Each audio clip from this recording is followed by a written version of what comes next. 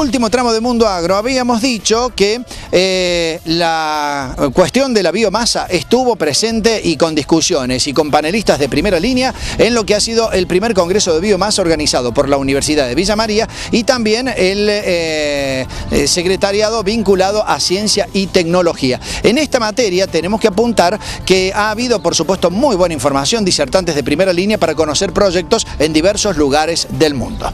Vamos a hablar con el ministro Illanes, el responsable de la cartera de Ciencia y Tecnología de la provincia, que nos habló respecto a este Congreso de Biomasa y la importancia que presenta.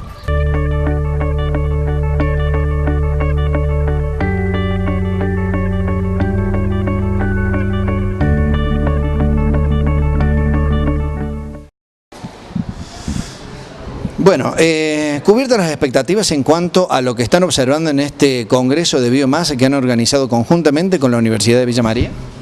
Sí, totalmente satisfecho, digamos, sobre todo en el objetivo que nos habíamos planteado nosotros originalmente, que es concientizar a todo el mundo que tiene algo que ver con esto, porque es un problema acuciante y que tenemos que resolverlo lo más tempranamente posible. Hemos sacado algunas conclusiones en esto, sobre todo aquellos que nos transmiten su experiencia en el extranjero, que es prácticamente lo mismo que nos ocurre a nosotros. El conocimiento existe, lo que es la ciencia, digamos, está disponible, lo que falta es la tecnología. Nosotros pretendemos con esto motivar al grupo de investigadores científicos que tenemos acá de excelente calidad para el diseño de plantas industriales, digamos, acorde a nuestra realidad económica, financiera. Y bueno, afortunadamente estamos teniendo muy buenas respuestas en ese sentido. Y bueno, esta semana termina acá digamos, este conjunto de ideas y nosotros pretendemos proseguir en el tiempo para ver si podemos ponerlas en práctica, ¿no? Por lo que se ha visto en el Congreso, parece ser estar más vinculado a las ideas privadas y a las inversiones privadas, todos aquellos procesos que tienen que ver con la generación de combustible desde el plano del residuo natural u orgánico. Por ejemplo, la planta de aceitera General Dehesa, cuyo ejemplo han presentado aquí. ¿Qué falta en el ámbito oficial para que esto pueda llegar a avanzar? En realidad, digamos, acá es como uno plantea la posible solución de esto. Digamos, en principio hay dos alternativas, que es hacer una generación relativamente grande para poder colgar en la red y abastecer a los centros donde hay consumo elevado. Y la otra, que en este momento es mucho más viable, es disminuir el consumo de las plantas industriales, aprovechando su propia infraestructura y generando en lo que se llama generación en isla, para autoconsumo. ¿Por qué? Porque precisamente en esa situación la cuestión económico-financiera de costes, que es lo relativamente elevado en esto, entran en la ecuación económica de producción de toda la planta industrial. Entonces no se nota tanto el elevado costo de generación que tienen estas posibilidades, ¿no? De todas formas, por lo que se observa, ya sea con residuos pecuarios o de producción agropecuaria o otros de la producción cordobesa que es importante, todavía estamos dando los primeros pasos en torno al aprovechamiento de la biomasa.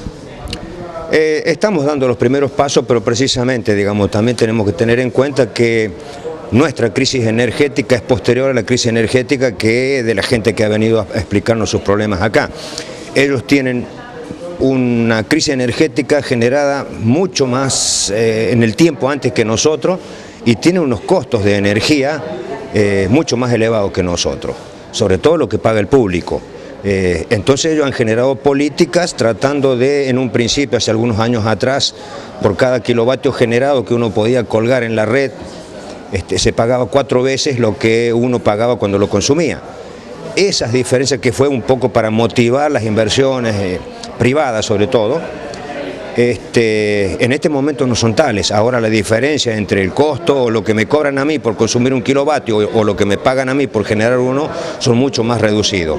Entonces precisamente esa cuestión que antes los estados, sobre todo europeos, lo subsidiaban, ahora ya no es tan así. Entonces justamente empieza a aparecer el lado flaco que tiene esto, que es la sustentabilidad en el tiempo y la rentabilidad económica. Bien, hay varios proyectos en carpeta. Desde el ministerio que usted encabeza se está tratando de incrementar esta política de la generación de energías alternativas. Nosotros estamos permanentemente en esto y justamente esta salida que pretendemos dar, que es la generación de tecnología más barata, es precisamente lo que hemos visto como posibilidad de llevar a cabo. El utilizar una tecnología, digamos, como ha sido desarrollada en otras partes del mundo, es relativamente fácil. El problema es que eso, digamos, no es negocio para nadie y no se puede seguir pensando en que el Estado, sea del tipo que sea, municipal, provincial o nacional, tiene posibilidad de seguir subsidiando la energía. Entonces, hay dos formas, digamos, de tener mayor disponibilidad de energía, consumiendo menos o generando más. Y esta es una posibilidad de, si lo hacemos, como decía anteriormente, como isla estamos consumiendo menos y entonces yo consumo mi propia energía. Y si no, hay que pensar en plantas un poco más grandes para fundamentalmente generar energía eléctrica. Una diferencia en algunos casos notable con lo que ocurre sobre todo en la zona europea, porque ellos utilizan mayoritariamente la biomasa con funciones térmicas por calefacción, si no ellos tienen que consumir mucho combustible para calefaccionar. Nosotros afortunadamente no tenemos los rigores del clima que tienen ellos, entonces nuestra idea en general es aprovechamiento de la biomasa para generación de energía eléctrica.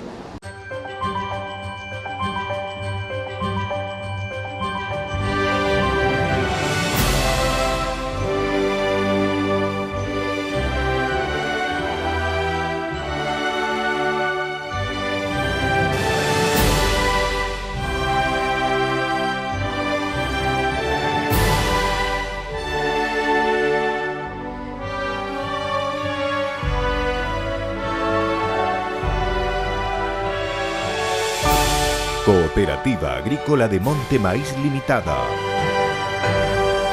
60 años avanzando. Y con esta información ponemos punto final a esta edición de Mundo Agro. Nos vamos a reencontrar, por supuesto, en la jornada de mañana con mucha más información para el sector productivo. Gracias y hasta mañana.